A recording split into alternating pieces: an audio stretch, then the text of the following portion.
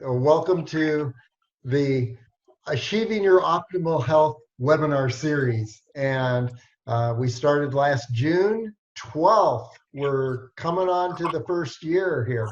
And you can see on LasVegasAreaTrails.com where I've been putting all of our webinars. We have under LasVegasAreaTrails.com/health-education, or you just go to health educational link. That's easier. You can see all of our webinars, and for each of our webinars, we have, let's take emotion code, show you what we did with Rosemary's webinar. We have a blog page.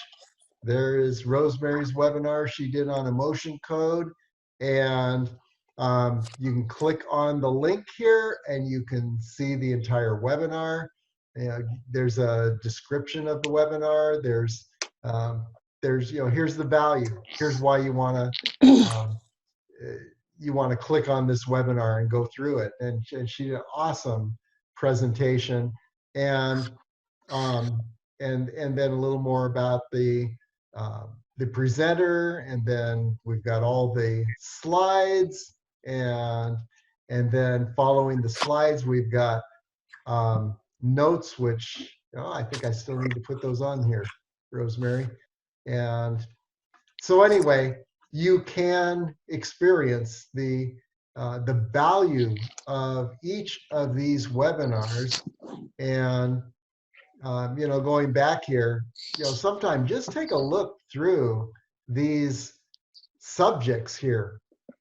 Each one has a full webinar presentation, and we've just been building on this for, as I mentioned, a year.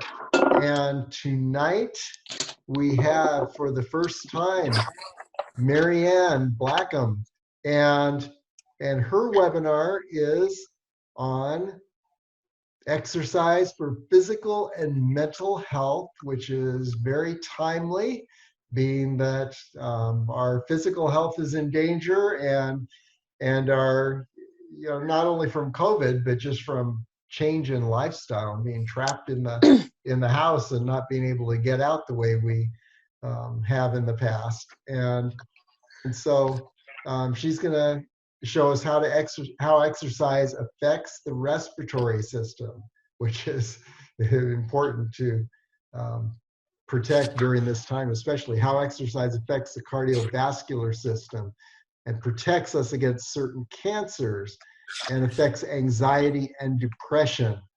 And you're going to discover the best way to encourage friends and family to start exercising. So be thinking of that friend or family member that you really would love that person to get into shape. That they need to get into shape. Maybe they're overweight, or they're lethargic, or they've got issues. Really put Marianne to the task here, and expect that she's going to give you something valuable that's going to help you to encourage that person and get them into exercising. And if not, then ask her at the end what advice she has for you.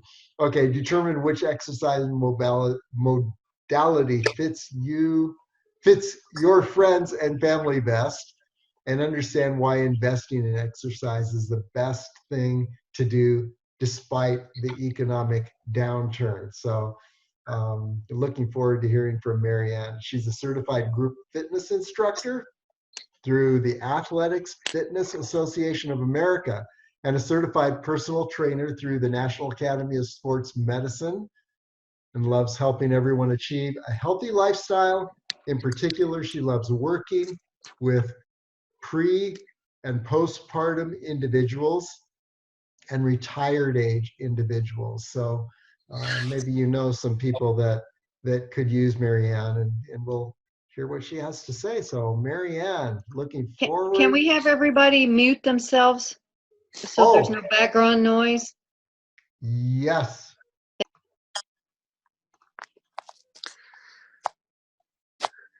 Okay, we are all unmuted except Marianne and I. Go for it. All right. So as David said, I will be speaking on exercise for physical and mental health. And along the way, I will pause for any questions anyone has. So I'll be moving on to the next slide. So when someone comes up to me and says they have a friend or family member who they would like to see them start exercising, I try and communicate with that person who has expressed interest for their friend or family member to find out where they are at. Because some people, when they aren't ready to change, you can talk to them until you're blue in the face, but it often at that point won't make a difference. So when they're in the pre-contemplation stage, that's where the stage where it won't make a difference. So the best way to reach people who are in that stage is just try and keep modeling a healthy lifestyle, eating correctly, exercising, because as you can see, they don't intend to change at that point in time. But with people modeling healthy behaviors, they can possibly move into the contemplation stage, which is where they become aware of their problem and they start thinking about overcoming the problem, even though they may not yet have committed to changing and may still be ambivalent. And then when people are in the contemplation stage, they'll still be watching friends or family members, and watching people who they're associated with can often help them move into the preparation stage where they start gathering info and planning. People who skip preparation stage, they often will relapse the unhealthy behavior. So I really stress people to encourage friends and family members to gather information so that once they move into the stages further along, that they don't regress. So now with preparation, so for someone who is looking into losing weight, often that will include going to a gym and finding out prices for gym memberships, or maybe they'll be going online looking at exercises. I had someone today, a friend, she messaged me and said, or no, she put on her Facebook stories if anyone knew of any free exercise routines or fitness classes. Or no, she said, did anyone know of any fitness routines that she could take part of? And so I messaged her and asked, was she looking for paid or free? And she said free, so I sent her links along for possibilities. So I wouldn't necessarily say that she is further along, but she's at least in the preparation stage where she's wanting to gather info and she's planning, like, how can I find stuff so that I can develop an exercise routine? So moving along to the next slide. After the preparation stage comes the action stage. Here is where people will start modifying their behavior. They'll spend time and energy on the positive behavior, for example, going to the gym, and they'll implement plans that will help them further along in their goals with respect to the healthy behavior. After that, action stage usually lasts for about 6 months.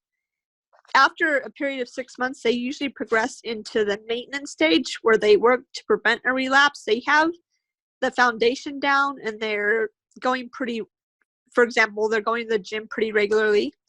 So that maintenance starts after 6 months, and it was mostly focusing on keeping up the positive behavior and not regressing. Very rarely do people get to the termination stage. An example of that in regards to fitness would be someone who's been working out 10 years, never taken a break without fail. They're going to the gym 3 times a week. Even when they're on vacation, nothing will deter them. They eat, sleep, breathe fitness. That would be an example of someone in the termination stage. They absolutely have no desire to return to any unhealthy behavior or relapse. And as I said, most people unfortunately don't get to that stage. I would love to see more people get to that stage, but usually it just doesn't happen. Life can get in the way. Something traumatic will happen. And eventually people unfortunately do relapse for a good deal of the population. Not everyone, but a lot do. And then moving on to the next slide. So with the stages of change, that's what I've been addressing so far. For the pre-contemplation stage, people in that group usually benefit from helping relationships. So friends and family members, again, trying to model healthy behaviors and reevaluating their environment and social liberation. And all the definitions for these will be on a future slide, so I'm not going to worry about getting the definitions for these right now. And then the next stage, contemplation, people benefit from this by consciousness raising, dramatic relief, self-liberation, and again, helping relationships. For the preparation stage, they benefit from self-reevaluation again, self-liberation, helping relationships. And then when they progress into the action stage, they benefit from self-reevaluation, helping relationships, counter-conditioning, and stimulus control. Whereas when they move into the maintenance stage, they benefit, again, they always pretty much benefit from helping relationships, but also reinforcement management and stimulus control. And moving on to the next slide. So these are just the definitions for everything I listed before. So for consciousness raising, that includes, again, increasing awareness about the healthy behavior they wish to achieve. Dramatic relief is about emotionally rousing in regards to the healthy behavior, whether it be positive or negative arousal. So for losing weight, dramatic relief would be really emphasizing how they would feel better and all the positive benefits that would come from losing weight or getting healthy. Self-reevaluation, that's where they kind of take stock to realize how the healthy behavior can become a part of who they want to be and how it would help them out. Whereas environmental reevaluation is appraising how their unhealthy behavior affects others and how their healthy behavior might affect others as well. So moving on to the next slide. Just a quick comment, Marianne. Okay. It's revealing to see that people are actually going through stages of thinking, and to me, when I look at people around me and I'm thinking, oh, it would be so great to have this person exercising, I'm just thinking exercise or not exercise, and not thinking in terms of what's going through their mind. And it's almost like you're saying, if you can get in touch with where this person is, that's where you can help them. That's where you can be an influence on their health. If you can just take a moment to understand where they are as opposed to what you would like to see happen. Just a thought. Exactly. Okay. So now social liberation, this is examining environmental opportunities that exist to show that society supports the healthy behavior for the person considering it. Whereas self-liberation is committing to change behavior based on a belief that achievement of that healthy behavior is possible. So now if someone doesn't believe achieving a healthy behavior is possible, they're not going to even try. So making sure that people realize that achieving it is possible is always very important. Helping relationships, again, that's pretty much important the whole way through. Just either being someone who supports them in their goal or helping them find people who support them in their goal so that they will be encouraged to make the desired change. People who don't have a support network often don't achieve goals no matter what it is because they're isolated and they just don't feel like they have anyone to help them. And this one is especially important during this time because where we are social distancing. People, especially people who live alone, they are really socially isolated. So, and if a person's already struggling with a healthy lifestyle to begin with, this has just compounded that they're further along. So just making sure that, especially during this time, that if you know someone who isn't exactly the healthiest person, that you reach out to them, whether it's phone call, FaceTime, Zoom, something, so that they know that they're not alone, and just kind of keep trying to be a helping relationship.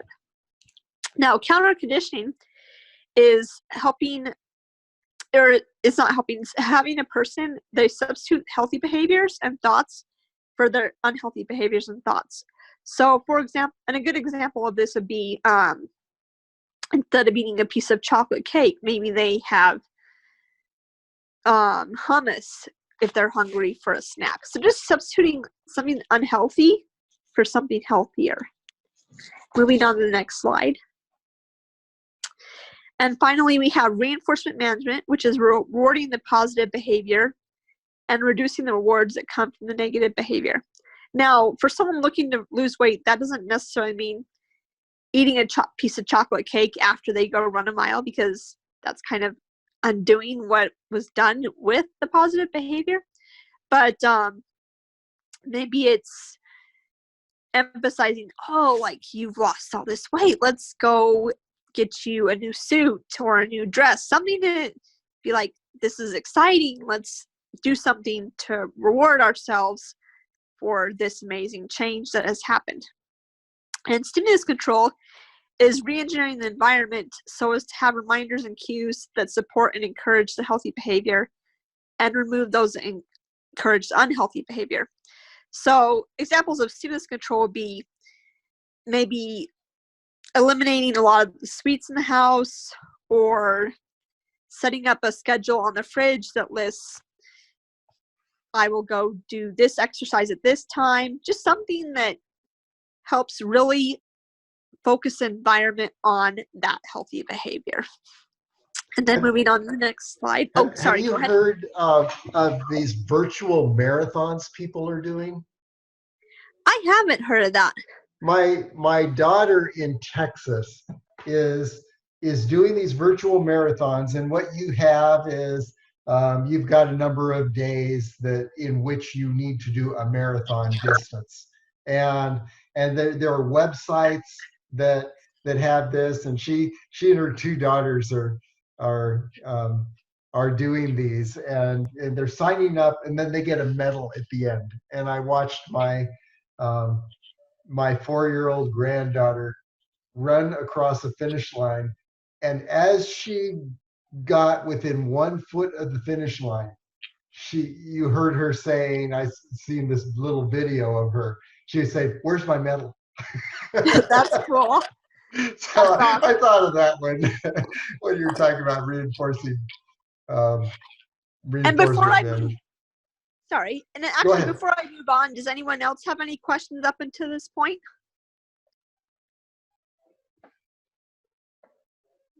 Oh, no questions so far. Okay. Okay, great. Well, let's go ahead and move to the next.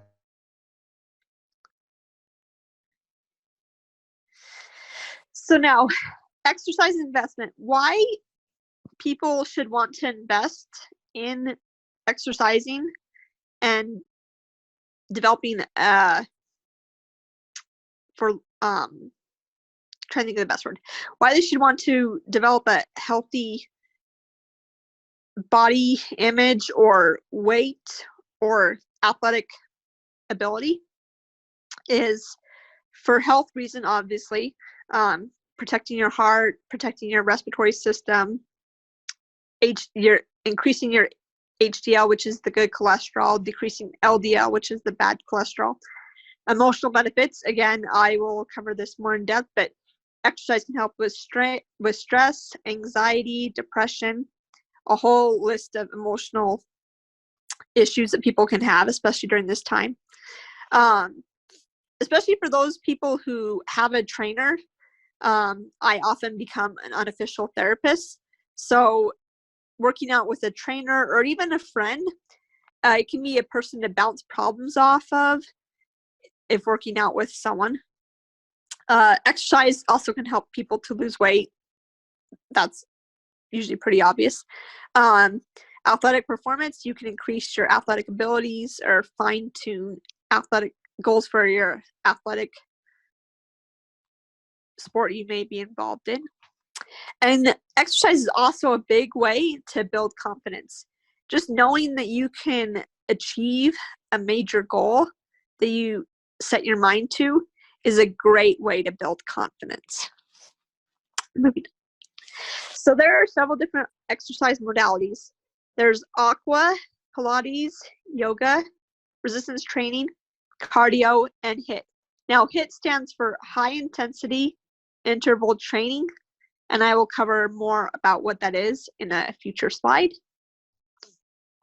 So Aqua modality, that can include several different of the other modalities I listed. That can include resistance training in the water, cardio in the water, and or HIIT, high intensity interval training. I know a lot of people, when they think about Aqua, they think it's a bunch of people who are 75 years old, they can't do anything else, this is all they can do. That is not the case. Aqua can be great for anyone of any age because the water, if you're moving fast, it can be so intense.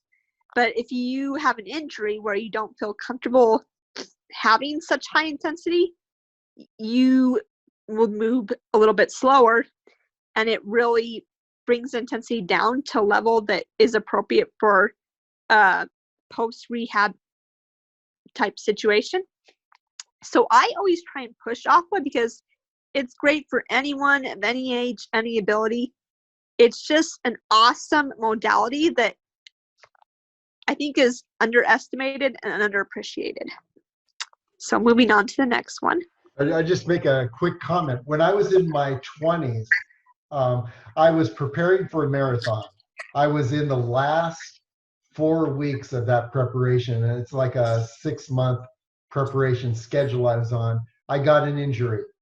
And so I'm at a point, I built up all this training and preparation for the marathon, only 30 days away. And I didn't want to lose my conditioning. I wanted to run that marathon, but how do you stay trained when you can't run? And so I'd heard about Aqua and water resistance. And so I went into that pool with those 75-year-old people, and they were all doing their dancing in the pool. I was just walking, and I walked around and around and around, and for about 3 weeks I did that.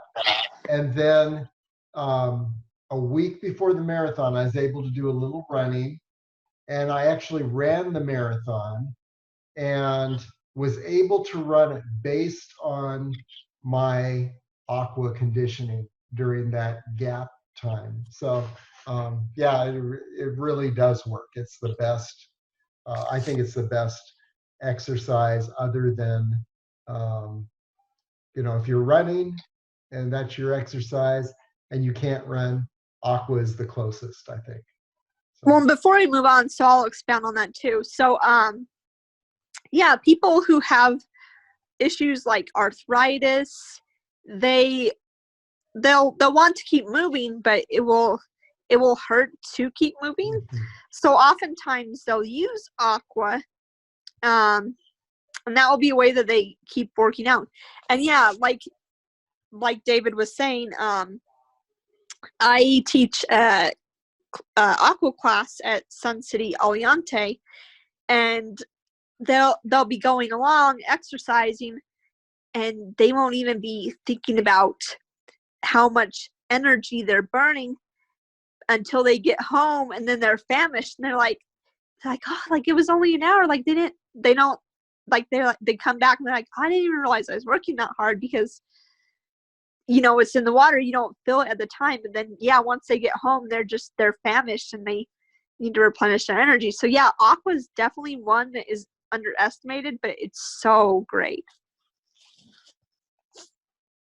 Pilates is a great one as well. This modality really focuses on controlling movements and providing a workout that way. It also emphasizes flexibility and strength through endurance. Positions are held for a certain amount of time for some tasks or exercises in Pilates. And so it really focuses on building endurance that way, and that's how people gain strength. Alignment, breathing, especially core development, coordination, and balance are really emphasized in Pilates. It can go from beginner to advanced. Oftentimes it depends on the class, instructor, on where it's at, but usually it'll say something that will lead people to know whether it's beginner or advanced. With Pilates, you can increase intensity as the body adapts. And hold on one second. I think I had a question come up, and let me look at it real quick. Awesome. So yes, let me pause here. You won't go to the next slide, but actually let's go back to Aqua real quick, to the Aqua slide. So Mary was saying that she was in a car accident a bit ago, and she didn't want to do steroid injections. She was worried about the effects of that, I suppose. And so after 3 months of just walking in the pool, she lost weight in inches when she wasn't even really worried about losing weight. She just wanted to keep up her abilities. So it was a win-win. So yeah, one of the things that I'll have people do in the pool, when there's a big group, I'll have them start walking in one direction, and then they'll get like a good amount of drag going walking that direction. And then I'll have them turn around and reverse and walk against the current, so to speak. So then it's a huge workout because they've got the water turning in one direction. They're turning around, all of a sudden walking the other direction. It's an amazing resistance without even having to do anything to create that. So it's great. So I'll move on to the next one after Pilates. Yoga. So yoga is a great one as well. This one I emphasize for people who've been injured. It's a great way to kind of ease back into exercise. And this physical discipline originated in Asia. It's posture-based physical fitness that works on building strength through repetition, very gently, but very effectively. And when people are dealing with an injury, they are often stressed. So yoga is a really good way to relieve stress and relax while still being able to exercise. And for people who have core issues, either low back or weak core with abdominal muscles, yoga is a really good way to build core strength. And additionally, if people are lifting weights a lot and kind of really bulking up, I often emphasize using yoga to kind of maintain that flexibility and not lose all flexibility and be a stiff board, so to speak. So I definitely love yoga as well. I love using this where I am lifting weights a lot and need to be able to stay flexible. Moving on to the next slide. So resistance training, this, I know yoga has become really big over the last few years, which is great. I love yoga. But there is something to be said for resistance training and working on muscular strength and endurance or muscle hypertrophy, whatever people's goals are. For people, everyone will age as time goes on. And for those who are using resistance training, this can help offset muscle mass decline that can occur with age if not doing resistance training. Additionally, this can also help strengthen your bones so that you have less risk of osteoporosis osteopenia or osteoporosis, bone weakening or bone loss. That's always a worry as people age. So making sure that you keep your bones strong. I know it seems like resistance training wouldn't be as big a deal with that, but just the forces to develop muscles puts a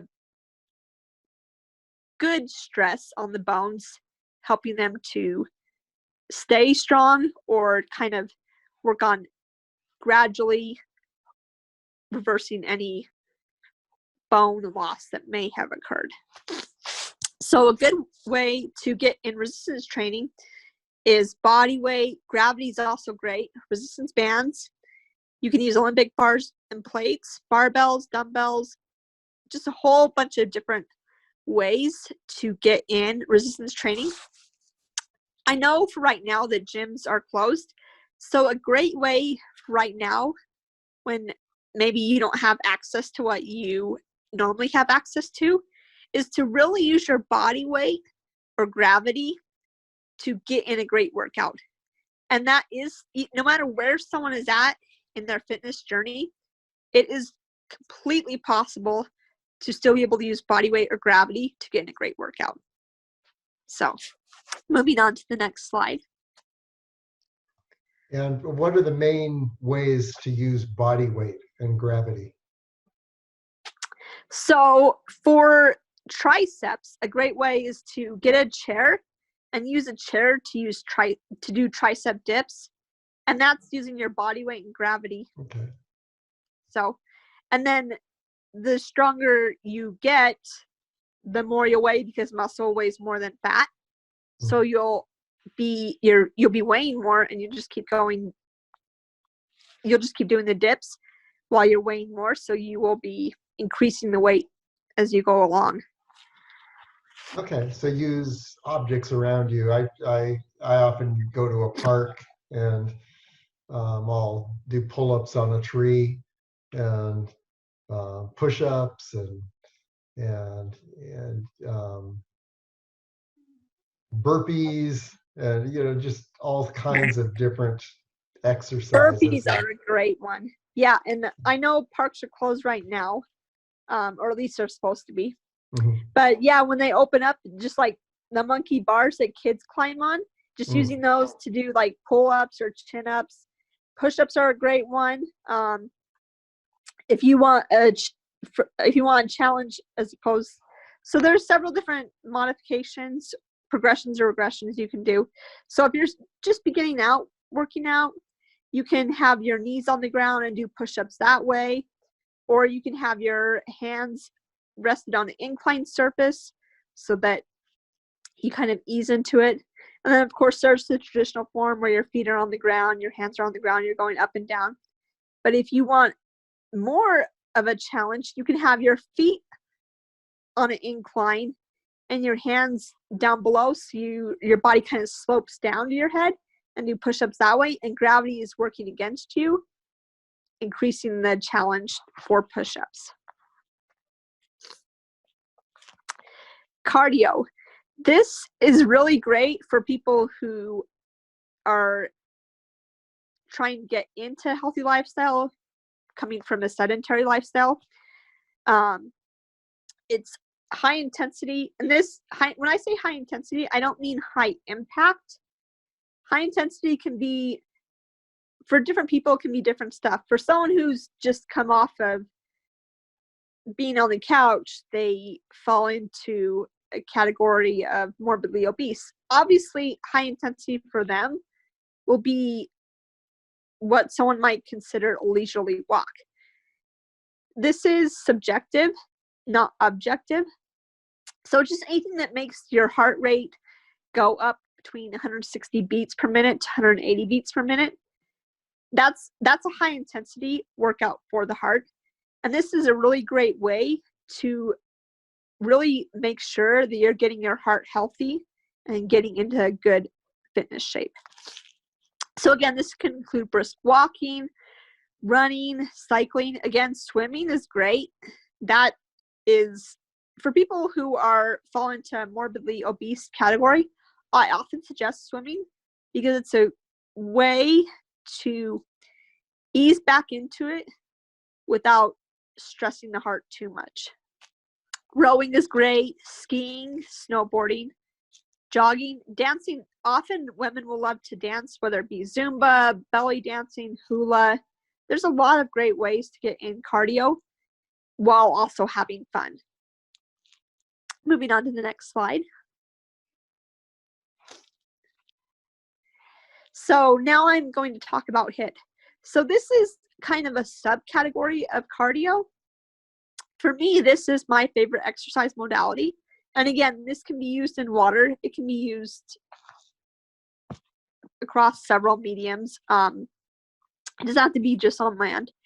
So this is where a person is doing intervals of intense anaerobic exercise, usually between a minute and a minute and a half. And then they have less intense recovery periods, so like 30 seconds of rest, just kind of catch their breath. As I said, this falls under cardio. The length of a HIIT workout depends on the intensity, which is, again, just how hard the person is working out, which is often dependent on the participant's current fitness level. So when I am training people, if they are extremely out of shape, I'll have them start with a 25 to 30 minute HIIT workout. Whereas someone who is more in shape, they'll be going 60 minutes for a HIIT workout. This is a great way to improve athletic capacity and glucose metabolism while having fun. I try and make my HIIT workouts really fun. So for someone who is more into dance kind of routines, I'll try and incorporate dance stuff.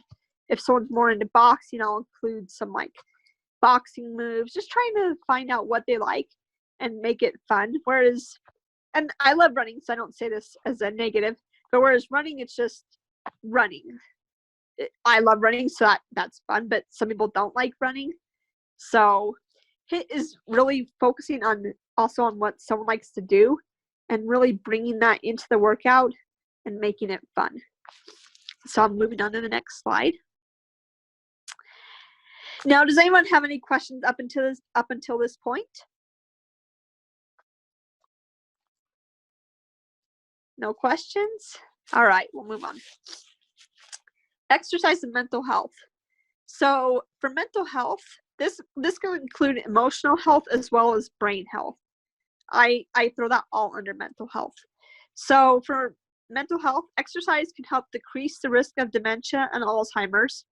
There have been a lot of studies that have shown that people who exercise, they can either slow down the progression of Alzheimer's or delay it from the onset. For exercise, it can also help people increase their attention, being able to focus better, obviously reducing stress. That's oftentimes why psychologists will try and get people to start exercise programs, because it can be a great replacement for medicine or a great way to augment any benefits that are seen from medication. It can also decrease anxiety. I tend to be an anxious person, so I love to exercise because I do notice a difference when I don't exercise. It's great for helping to decrease that anxiety, which I think people can say that this is definitely a time period where anxiety is coming out. So this is a great way to decrease anxiety, as well as the risk of depression. For people who are losing their jobs, there's something to be said for making sure that they're getting enough exercise in to help them kind of deal with all these issues that are coming up right now. Moving on to the next slide. Yeah, just a quick note. When I'm depressed, sometimes I'm less likely to exercise or it's harder to get out there. So but when I do, it feels good and it helps turn things around. But, there are some people that are sitting at home depressed at this very moment that it's hard for them to get out just because they don't want to do anything. And so the very thing they need, they're having a hard time accomplishing. Definitely. So he actually brought up some grid points. So before I get into this slide, if people know someone who is seeming to feel a little blue, they've lost their job, they don't have money coming in yet, whether they haven't gotten unemployment or maybe SBA hasn't come through for them yet, try and get them out for walks every day. Just, first of all, getting fresh air. Being stuck inside, that's not, like, that's the same scenery. You got to get out, kind of get a change of scenery, get some fresh air. But again, if you're working out high enough intensity, not necessarily having to be cardio intensity, but just an intensity high enough to kind of feel an effect, you will see a release of endorphins, which, to quote Legally Blonde, endorphins make you happy. Happy people just don't kill their husbands. So yeah, endorphins are really great. Just getting that release of endorphins to help get a feel-good effect going on. Exercise is also meditation and motion. I don't know about David where he likes to run, but I tend to be able to kind of meditate and work through problems when I'm running. So I love to run. It definitely is, exercise definitely is meditation and motion. It improves mood, again, from endorphins, but it can also improve sleep because you're working out during the day and you're kind of draining your battery in a good way so that you will sleep better at night. It can also work on diverting thoughts. So if you are stressed about whatever, if you get running, you don't have time to think about what it was that was worrying you. You're just focused on running and getting in your, if you're running, oftentimes you'll be running to a destination. You're just focused on getting to that destination as opposed to thinking about all the problems you have going on. So it really works to divert your thoughts, as well as it can decrease muscle tension for those who tend to be anxious. That's a good way to lower anxiety by having a decreased amount of muscle tension. Exercise can also affect the frontal region of the brain. The frontal region of the brain is what controls the amygdala, which is the reacting system that perceives deals with real or perceived threats. So this is a good way also to decrease anxiety by having the amygdala kind of quiet itself and not go through all these real or imagined situations that can be happening, especially where with this time with COVID that everyone might be worried, I've lost my job, am I going to lose my house, am I going to not be able to buy food, am I going to be able to find toilet paper, situations like that. So, and then for a last thing that exercise can really help with, it can improve brain function with the release of neurotrophic factors. Now, neurotrophic factors, they cause nerve cells to grow and make new connections, especially in the hippocampus. I don't know if people realize, but with in depressed people, the hippocampus is often smaller. So the way that exercise can help depression is nerve cells are growing and making new connections in the hippocampus, kind of offsetting the depression effects that might be happening and helping to regulate that mood in that way. Does anyone have any questions so far about any of that? No questions. Okay. So, and then going further into exercise and mental health. With exercise, during this time period, everyone is pretty much out of control. Even people who have a job, they're not sure if they're going to be exposed to someone who is infected and if they're going to get sick. So exercise is really a great way to maintain a sense of control during this time period where so much is out of our control, whether it be not having a job or being scared someone's going to get sick if they are still employed and being exposed to people who are sick. It's a great way to relieve stress and anxiety over the situation, especially if dealing with financial issues due to unemployment. For those who are unemployed, often I hear things like, I'm so bored, I can't stop eating, often because they're bored of eating. So exercise is just a really great way to fill open time, both to avoid boredom eating and also to kind of stick to a schedule. Like if you are exercising, you can set a certain time period that you will go do your exercise, so that when you return to work, you are still used to a schedule and it's not such a shock to the system that you have went from not having to do anything at any certain time to having to be back to work at certain times and just being thrown off by that. And again, it can relieve depression over the situation, which is a big thing for people who are really struggling right now. So moving on to the next slide. So exercise and physical health. The way exercise can affect physical health is to affect the musculoskeletal system, the cardiovascular system, the respiratory system, or to delay the development or progression of certain types of cancer. And I will talk about each of these in the next few slides. So with the musculoskeletal system, again, as I mentioned earlier, exercise is a great way to prevent or slow down the onset or development of osteoporosis.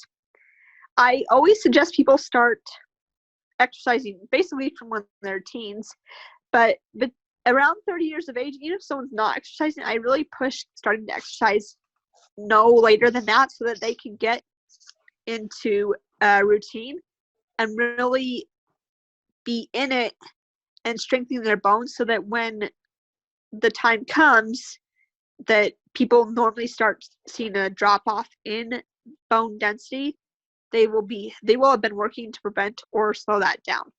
It can also prevent or slow down arthritis. I'm sure people have heard of someone with arthritis, and the doctors have told that person the best thing is to keep moving. So it definitely is the best thing, even though it might feel uncomfortable. You definitely don't want to stop moving, because that will just compound the problems and make the arthritis worse. And these are people, arthritic people are ones I really kind of push Aqua towards, because it's a gentle form of resistance. Whereas if you're running, that, again, I love to run, so this isn't a slam, but your knees are coming down hard on the surface, whether it's pavement, a track, whatever, they're still coming down hard. Whereas opposed to swimming, it's more a gentle resistance to kind of help ease the impact that people who have arthritis might feel. And it's not just older people who have arthritis, like someone who's been through a lot of injuries, they might have arthritis, and they could be younger, 20s, 30s. So arthritis can hit anybody. Moving on to the next slide. So exercise is great for the cardiovascular system.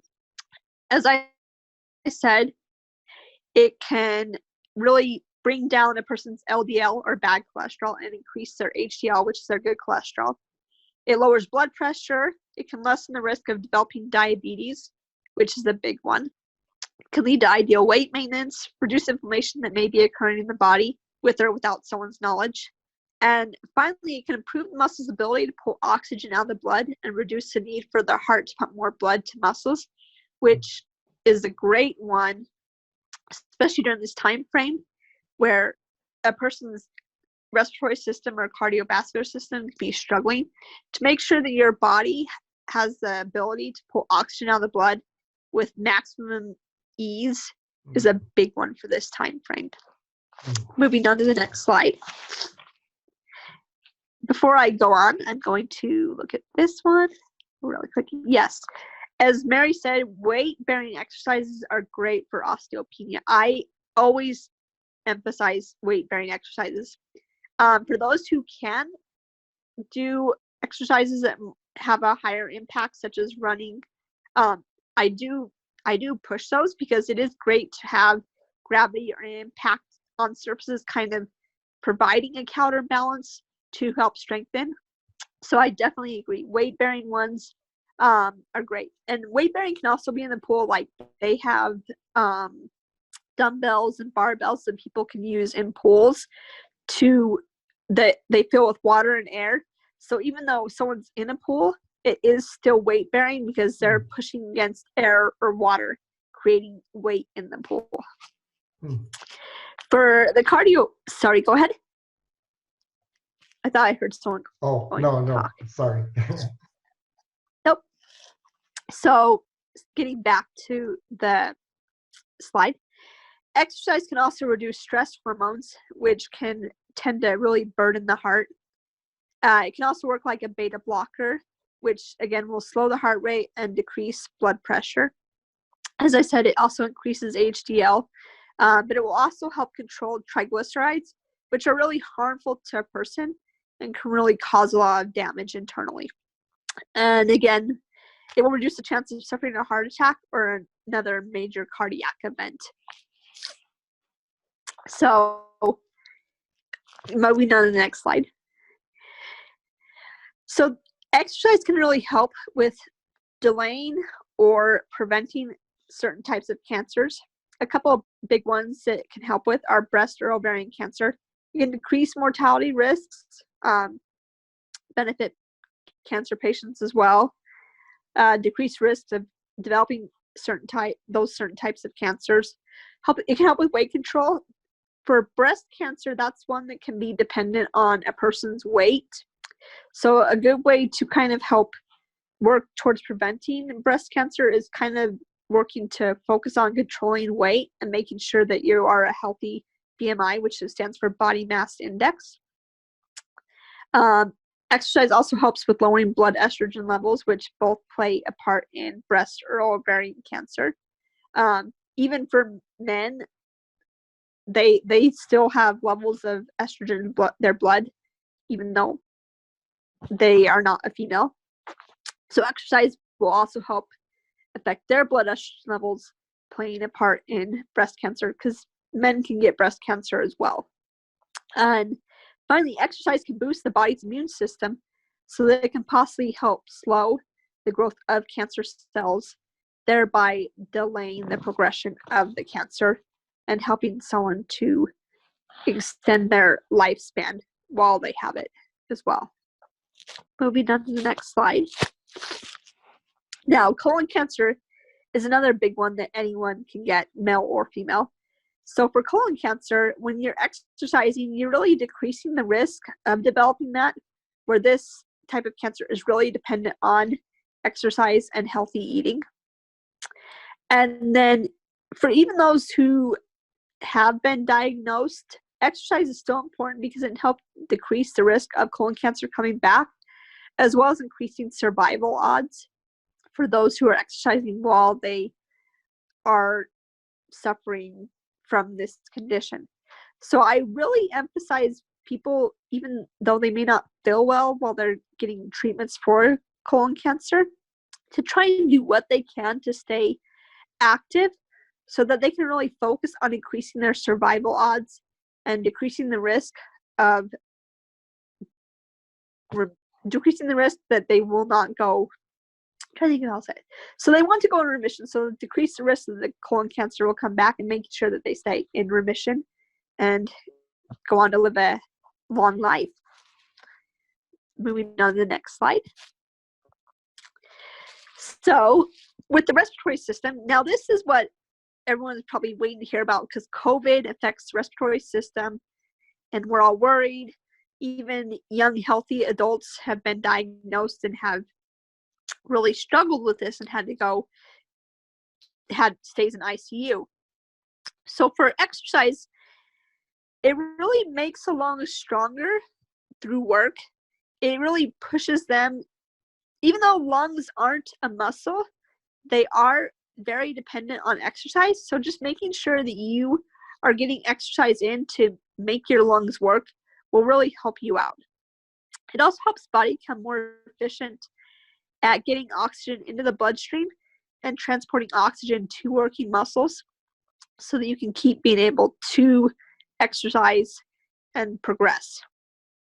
Now, for exercise, depending on the type that is done, it can also strengthen the neck muscles, the chest muscles, the intercostal muscles, and the diaphragm. These all help aid in respiration and expiration, or inspiration and expiration, sorry, which for COVID, both inspiration and expiration can be affected. So just making sure that you're strengthening your muscles to help with both of those is very important. And exercise can also decrease the risk of certain forms of lung cancer from preventing them or just delaying the progression and severity of them. Moving on to the next slide. So I am going to click on this link so everyone can do a quick read through this blog post. So I will have it come up in just 1 second.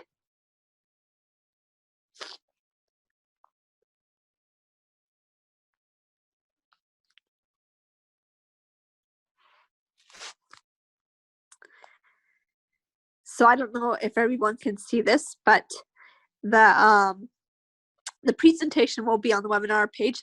But basically, this just goes into the ways that obesity can really play a role in developing the coronavirus and how to combat that by living a healthy lifestyle. Now, going back to what I said before without having to go back in the slide,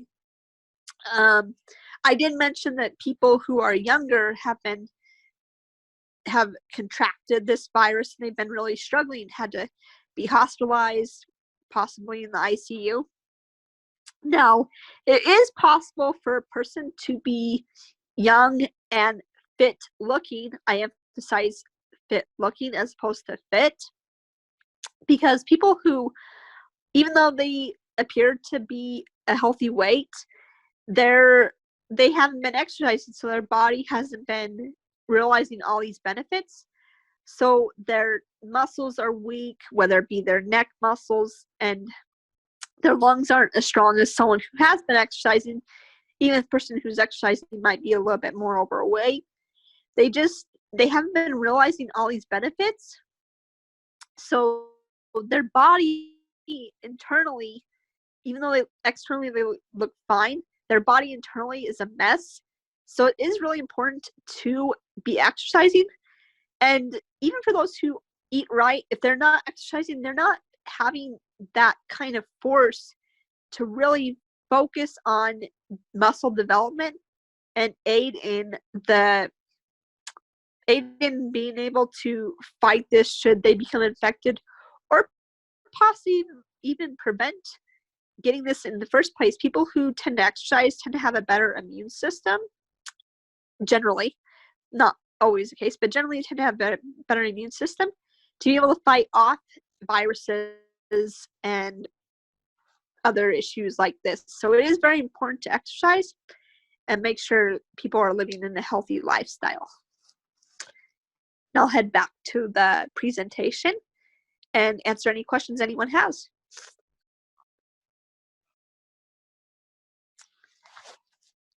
Does anyone have any questions? I don't have a question, but oh my gosh, I had no idea there was that much thought that went into all of this, because we process these thoughts so quickly ourselves. We never say it, really rarely out loud, the first part of your presentation. But yeah, I resonated with them, and it's really good, Marianne. Not many people take time to really explain psychology and all of that in just the process of making a decision to exercise.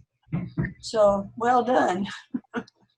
Yes, there definitely is so much that goes into that. My dad, he was often overweight, and he didn't always value a healthy lifestyle. And so yeah, just if someone isn't ready to exercise, unfortunately there's not a whole lot that can be done for that. They have to be ready. It's kind of like the saying, you can lead a horse to water, but you can't make him drink it. But yeah, like you could, even if someone's not ready, you can try modeling a healthy lifestyle and just always being there and trying to help push them towards a healthy lifestyle and in getting there. So Thank you. does anyone else have any questions? No, not really. I don't have any questions also, but that very thorough and looking at all aspects of how exercise is so important and really good reminders. It's like I do a lot of hiking, and yet I am older, so I a lot of times have to remember about the weight bearing. So since I work with Red Rock Search and Rescue, I've been doing a lot of the push-ups and sit-ups and things like that, but a whole lot of hiking with it. And, a lot of that is different types of terrain, which might be very steep, or it might be, gradual inclines and then coming down. And so it's just really good to see that, again, there's this whole range of exercise that's available. Sometimes I get really stuck in what I'm doing, and that is repetitive, like maybe you love running, but I love the hiking and difficult trails and I call it boulder jumping. But really good job there. Good job. And definitely, you want to make sure that when you are exercising that you are chaining it up, because your body will adapt to what you're doing so that you will plateau. And you want to shake it up every once in a while to it's called muscle confusion, to confuse your muscles so that they have a good stress placed on them and kind of benefit. So like people who only ever run and don't ever do anything else, they often will notice that they see less and less return for the work they put in. That's because their body's adapted to that. And so they really need to shake it up. So that's why with people I train, I will do something with them for a month. And then I'll really work on shaking it up so that their body will not adapt and plateau. So yeah, just making sure that you also shake it up so that you don't plateau and so you keep seeing benefits as well. Yeah, because I guess you would be using different muscle groups also for doing the different types of things too, so yeah. Well, even just even if you're using the same muscle group, just doing something different, like it'll be different, like you'll be working along different lines in that muscle group, just really shaking it up to like really vary it and make sure you don't plateau. Great, thanks. I think David's trying to talk, but he's muted. I was going to say, I plateaued about 20 years ago, and all I've ever done is running. so the shaking up thing is probably something I need to take a look at. Yeah, I suggest that like every month to month and a half, really shaking it up to see a difference. Wow. So. Well, thank you so much, Marianne. That did provide a lot of just a wealth of information about the value of exercise. Some of it I knew, some of it was beyond. I kind of had this nebulous feeling in my mind that, wow, it's healthy to exercise, it's good, but you need to be able to say and know more about the health of exercise than just, otherwise it's just an opinion. And also to, you helped me to understand more what people are thinking as far as what's keeping them from exercising, why they get into these ruts and they don't exercise, and you're watching them, hurt themselves basically with lethargy. And it does help to try to understand and see where they're at and what's going through their mind. And that was really helpful to me. Well, and being a personal trainer in a gym, I know a lot of people think that they don't want to go work out in the gym. Like everyone's going to watch them. Everyone's going to be staring at them. They're going to feel self-conscious. Most of the time, people are for lack of a better word, they're self-involved. They're only worried about themselves. So most of the time, other people at the gym aren't watching like people think they are. They're stuck in their own little bubble, and they're not really Mhm. paying attention. So yeah, there's so many barriers, but there's so many ways to combat those. But again, people have to be ready. And if they're in the pre-contemplation stage, usually they're not ready to hear it, unfortunately. Well, thank you so much, Marianne. And Holly is presenting next week or not next week, but 2 weeks from, well, actually the first Wednesday in May. There we go. On overcoming the impact of fear. Do you want to give us just a couple sentences? What are you going to be presenting on that? Well, I'm going to talk about some of the awareness techniques that I teach people as they're that they can do no matter where they are to resolve these types of feelings and anxieties. And so really I'll be teaching a couple of simple awareness techniques and actually giving you an experience of them.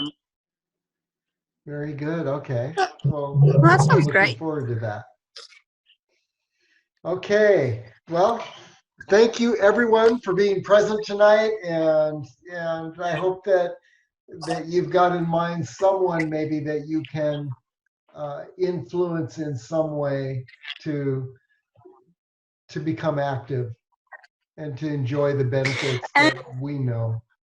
And before we go, I do, granted with social distancing, it's obviously through Zoom or electronic means right now, but I still am offering training sessions. And with everyone struggling financially, I have really brought my prices down for sessions. So if anyone does know anyone who is interested in training, now's a great time to kind of jump on it before everything gets back going again.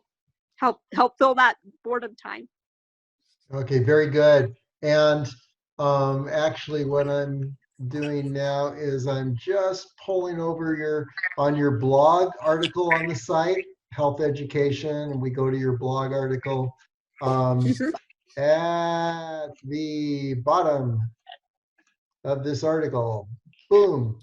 Got Marianne Blackham, owner of Blackham Fitness, and then we've got your website, your Zumba website, your email, your Facebook page. I didn't get your phone number on there, but are these good ways to contact you? Yes.